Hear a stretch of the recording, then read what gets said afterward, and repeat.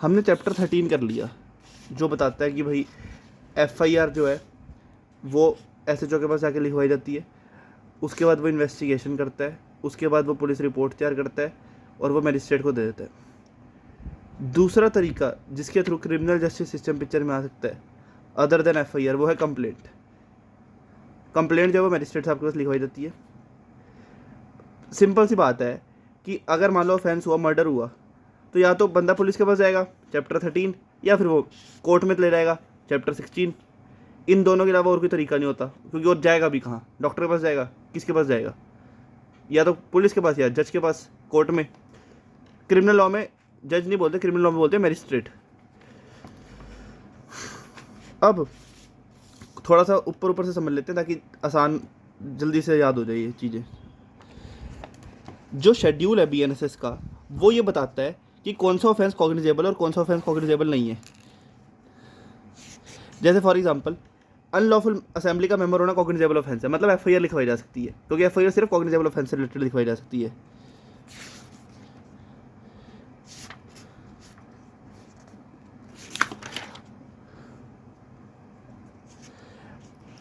Court ने proclamation issue करी, वो बंदा नहीं गया, फिर भी कोर्ट में नहीं गया, ये भी कॉग्निजेबल ऑफेंस है, मतलब FIR लिखवाई जा सकती है। पब्लिक सर्वेंट ने कहा आने के लिए कि भाई इस टाइम पे इस प्लेस पे आ जाना, इस जगह पे, जिसे बुलाया था वो नहीं गया, ये नॉन कॉग्निजेबल ऑफेंस है, मतलब FIR नहीं लिखवाई जा सकती। पर कंप्लेंट में क्या होता है? कंप्लेंट में चाहे ऑफेंस कॉग्निजेबल हो या ना हो, कंप्लेंट लिखवाई जा सकती है। मतलब non attendance in obedience to an order from public servant में FIR नहीं लिखवाई जा सकती, because it is a non cognizable offence, but complaint लिखवाई जा सकती है। कॉमन पार्लेंस में ऐसा लगता है, कॉमन पार्लेंस में कहा जाता है कि उन्हीं ऑफेंसेस में कंप्लेंट लिखवाई जा सकती है जिनमें FIR नहीं लिखवाई जा सकती। पर 223 में ऐसा कहीं नहीं लिखा, चाहे ऑफेंस मर्डर हो जो सबसे one of the heinous offences है, या कितना भी छोटा से छोटा ऑफेंस हो, सब में कंप्लेंट लिखवाई जा सकती है, क्योंकि सेक्शन में कहीं नहीं लिखा कि सिर्फ कॉग्निजेबल ऑफेंस में लिखवाई जा सकती है, सिर्फ नॉन कॉग्निजेबल ऑफेंस में लिखवाई जा सकती है। अब देखते हैं 223 कहता क्या है। 223 ये बताता है कि मैजिस्ट्रेट जो है उनके पास जब कोई कंप्लेनेंट आएगा कंप्लेंट लेके, तो वो उसे ओथ पे एग्जामिन करेंगे, और अगर उसके साथ कोई विटनेस है तो उस विटनेस को भी ओथ पे एग्जामिन करेंगे, और जो भी उन्होंने उसे एग्जामिन करा, जो भी मैजिस्ट्रेट साहब ने उससे सवाल जवाब पूछे, उसका सब्सटेंस को लिख देंगे, उस पर अपने साइन करेंगे, मैजिस्ट्रेट साहब अपने साइन करेंगे, विटनेस के साइन करवाएंगे और कंप्लेनेंट के साइन करवाएंगे। और वो तब तक कॉग्निजेंस नहीं लेंगे जब तक एक्यूज को बोलने का, उस एक्यूज को सुन नहीं लिया जाता। एक्यूज को ऑडियो अल्टर पार्टम दिया जाएगा, ऑडियो अल्टर पार्टम। अब एक बार इसका मतलब समझाता हूँ। सेक्शन में तो ये लिखा है, मेनली का लिखा ही यही है, सिर्फ ये एसेंशियल है सेक्शन के। इसका मतलब ये है कि मान लो एक आदमी है जिसका नाम है A, वो जाता है मैजिस्ट्रेट साहब के पास, वो कहता है कि मेरे घर में हुई है चोरी, थेफ्ट हुआ, थेफ्ट। अब वो मैजिस्ट्रेट साहब उसे ऑब्वियसली कुछ सवाल पूछेंगे, कुछ ना कुछ सवाल उसे पूछेंगे ना। उसने जाके कह दिया कि चोरी हुई है, इससे तो काम चलेगा नहीं, वो उसे पूछेंगे कब हुई, कहाँ हुई, कैसे हुई। अगर कोई विटनेस होगा उससे भी कुछ पूछेंगे। अब पूछ लिया तो लिखना भी पड़ेगा, क्योंकि याद थोड़ी रहेगा, तो वो लिख लेंगे, सब्सटेंस उसको लिख लेंगे। सब्सटेंस लिखा हुआ है, ये लिखा हुआ वर्ड लिखना, सब्सटेंस। अब लिख लिया, उस पर साइन भी करवाएंगे, खुद के भी, विटनेस के भी और कंप्लेनेंट के भी। अब वो संज्ञान मतलब कॉग्निजेंस, मतलब वो अपना जुडिशियल माइंड तब तक अप्लाई नहीं करेंगे जब तक एक्यूज को सुन लिया जाता, क्योंकि हमारे क्रिमिनल लॉ में, या क्रिमिनल लॉ नहीं, हमारे लॉ में एक प्रिंसिपल फॉलो होता है ऑडियो अल्टर पार्टम का, which is the principle of natural justice,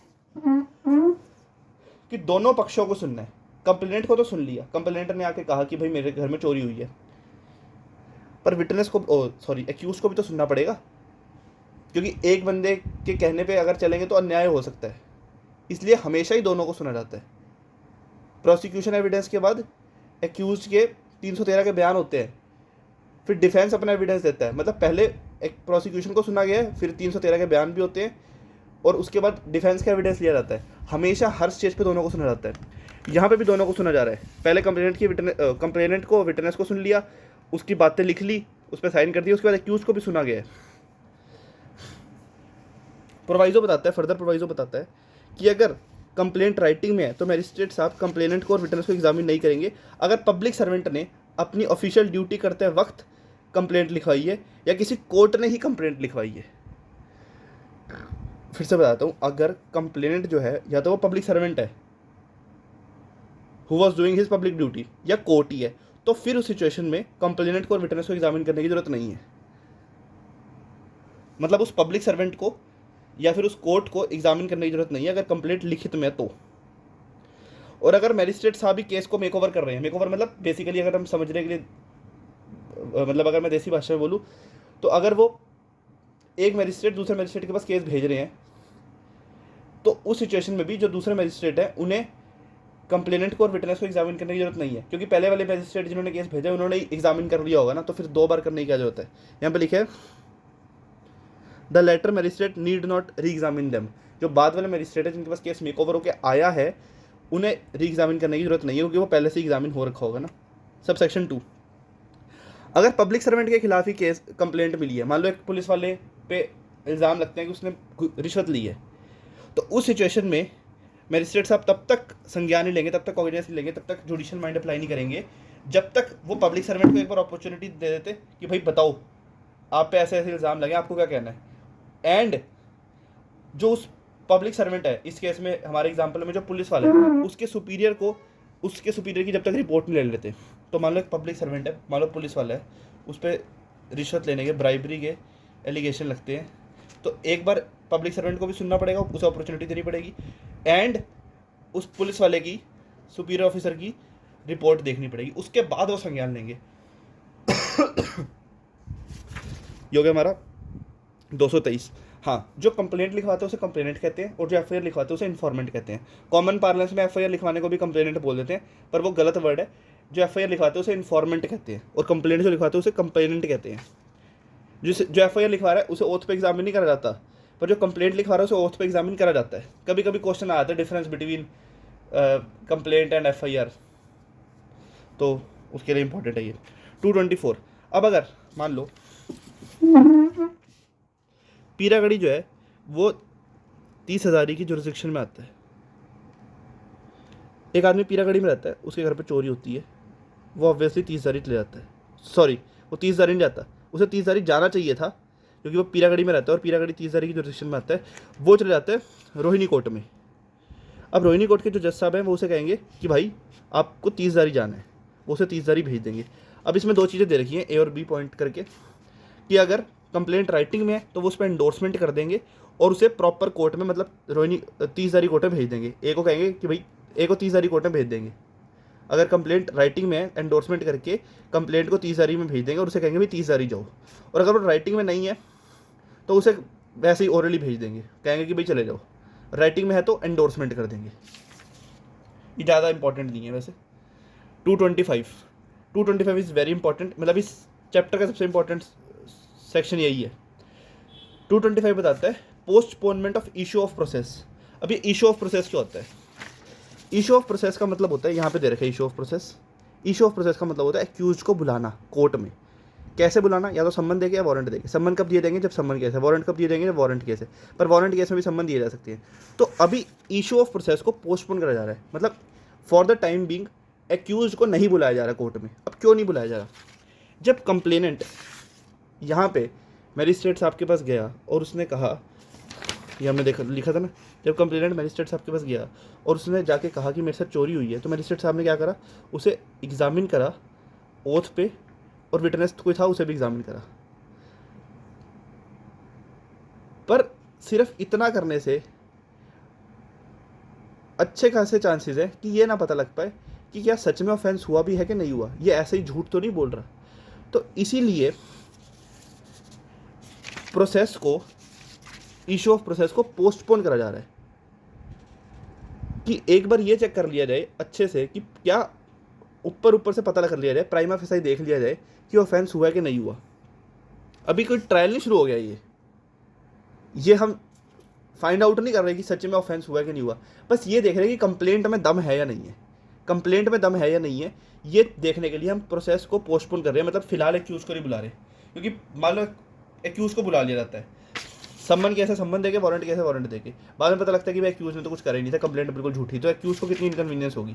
तो इसी वजह से प्रोसेस को पोस्टपोन करा जा रहा है। अब यहाँ पे जो सेक्शन 225 है, यहाँ पे एक जगह तो लिखा हुआ मे कि कब प्रोसेस को पोस्टपोन करा जा सकता है, पर कोर्ट की डिस्क्रिशन है, मतलब कब मैंडेटरी नहीं है प्रोसेस को पोस्टपोन करना, कर भी सकते हैं नहीं भी कर सकते, depending on the discretion of the court. और कब करना ही पड़ेगा, कब एक्यूज को नहीं बुलाया जाएगा जब तक इन्वेस्टिगेशन या इंक्वायरी नहीं कर ली जाती। तो अगर एक्यूज मान लो रहता है रोहिणी और कंप्लेंट लिखवाई गई है 30,000 कोर्ट में, क्योंकि 30,000 की जुरिडिक्शन बन रही थी, क्योंकि ऑफेंस पीरागढ़ी में हुआ था, तो पीरागढ़ी 30,000 की जुरिडिक्शन में आता है, तो इसलिए कंप्लेंट लिखवाई 30,000 कोर्ट में। पर एक्यूज रहता है रोहिणी में, और रोहिणी आता है रोहिणी कोर्ट की जुरिडिक्शन में। तो अगर एक्यूज कोर्ट की जुरिडिक्शन के बाहर का है, कोर्ट की जुरिडिक्शन के बाहर क्या ना यहाँ पे एक्यूज, तो उस सिचुएशन में प्रोसेस को पोस्टपोन करना ही पड़ेगा। मतलब एक्यूज को नहीं बुला लिया जाएगा जब तक एक बार इन्वेस्टिगेशन नहीं कर ली जाती, या मजिस्ट्रेट साहब खुद इंक्वायरी नहीं कर लेते और ये नहीं देख लेते कि क्या कंप्लेंट में कुछ दम है या नहीं है। और अगर एक्यूज कोर्ट की जुरिडिक्शन में ही रहता है, मान लो एक्यूज भी पीरागढ़ी के और कंप्लेंट भी पीरागढ़ी के, तो उस सिचुएशन में क्योंकि एक्यूज कोर्ट की जुरिडिक्शन में ही आता है, तो प्रोसेस को पोस्टपोन कर भी सकते हैं नहीं भी कर सकते। मतलब एक्यूज को बुला भी सकते हैं सिर्फ कंप्लेंट के आधार पे, और नहीं भी बुला सकते। पर अगर वो बाहर गया, कोर्ट की जुरिडिक्शन के बाहर गया, तो उसे नहीं बुलाया जाएगा जब तक इन्वेस्टिगेशन नहीं कर ली जाती पुलिस द्वारा, या इंक्वायरी नहीं कर ली जाती मजिस्ट्रेट साहब द्वारा, ये देखने के लिए कि कंप्लेंट में दम है या नहीं है। क्योंकि कल को अगर ऐसा हुआ कि कंप्लेंट बिल्कुल नकली थी और कोर्ट की जुरिडिक्शन के बाहर रहता था, कोर्ट की जुरिडिक्शन के बाहर का मतलब क्या है कि भाई वो दूर रहता है, उसे दूर से आना पड़ेगा, तो उसे इनकन्वीनियंस ज़्यादा होगी। अगर कोर्ट की जुरिडिक्शन क्या है तो पास में रहता था, बुला लिया तो भी क्या फ़र्क पड़ गया। ठीक है, मेरे हिसाब से लेजिस्लेचर की इंटेंट यही होगी, तो उसे क्या फ़र्क पड़ जाएगा अगर कोर्ट की जुरिडिक्शन क्या है। ऑब्वियसली इनकन्वीनियंस होगी, ऑब्वियसली झूठी कंप्लेंट लिखवाना ऑफेंस है, क्योंकि सब कुछ ओथ पे हो रहा है और ओथ पे झूठ बोलना वैसे ही ऑफेंस है।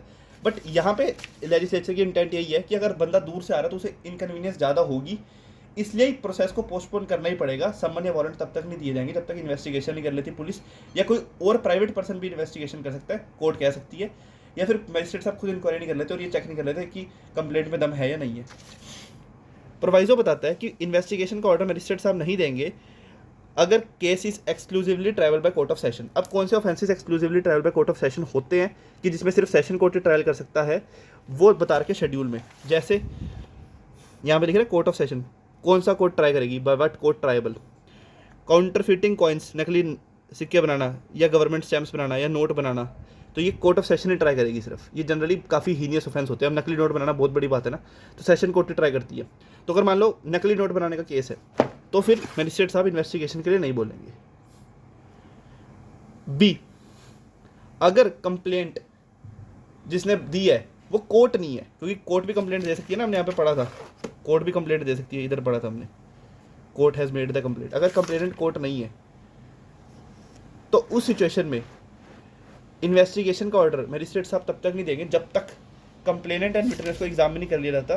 223 में हमने 223 में पढ़ा था कि जब कंप्लेनेंट आता है सबसे पहले उसे एग्जामिन करा जाता है ओथ पे, विटनेस को भी करा जाता है, उसके असाइनमेंट करे जाते हैं। तो अगर ये वाला स्टेप हो गया है तो फिर मजिस्ट्रेट साहब इन्वेस्टिगेशन के लिए कह सकते हैं, चाहे कंप्लेंट प्राइवेट पर्सन ने भी लिखवाई है। पर अगर कंप्लेंट प्राइवेट पर्सन ने लिखवाई है और उसे 223 में एग्जाम में नहीं करा गया, तो फिर इन्वेस्टिगेशन का ऑर्डर नहीं दिया जा सकता।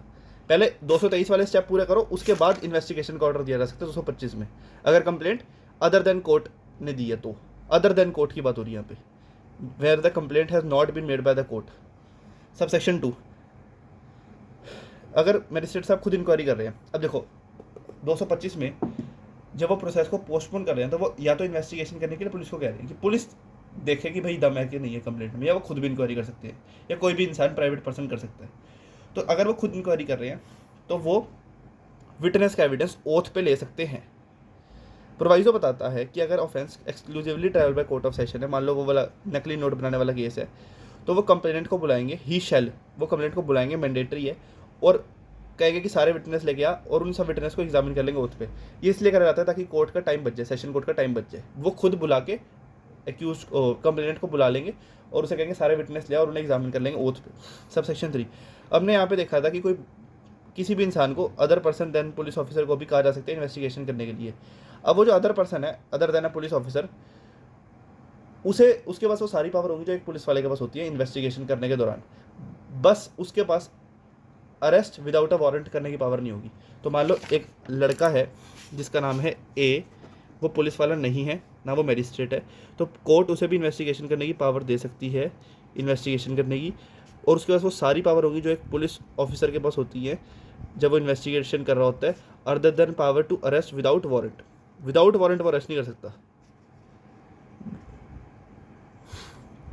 ये हो गया हमारा 225। अब आते हैं 226 पे। 226 ये बताता है कि अगर मैजिस्ट्रेट साहब ने कंप्लेंट को एग्जामिन कर लिया ओथ पे, विटनेस को एग्जामिन कर लिया ओथ पे, यहाँ पे इंक्वायरी इन्वेस्टिगेशन भी कर ली, उन्हें लगता है कंप्लेंट में कोई दम नहीं है, there are no sufficient ground for proceeding, complaint में दम नहीं है, आगे बढ़ने की जरूरत ही नहीं है, कंप्लेंट ऐसे ही है, तो फिर वो डिसमिस कर देंगे कंप्लेंट को, ही शैल डिसमिस द कंप्लेंट, और ब्रीफली अपने रीज़न रिकॉर्ड करेंगे कि उन्होंने कंप्लेंट को डिसमिस क्यों करा है। Thank you.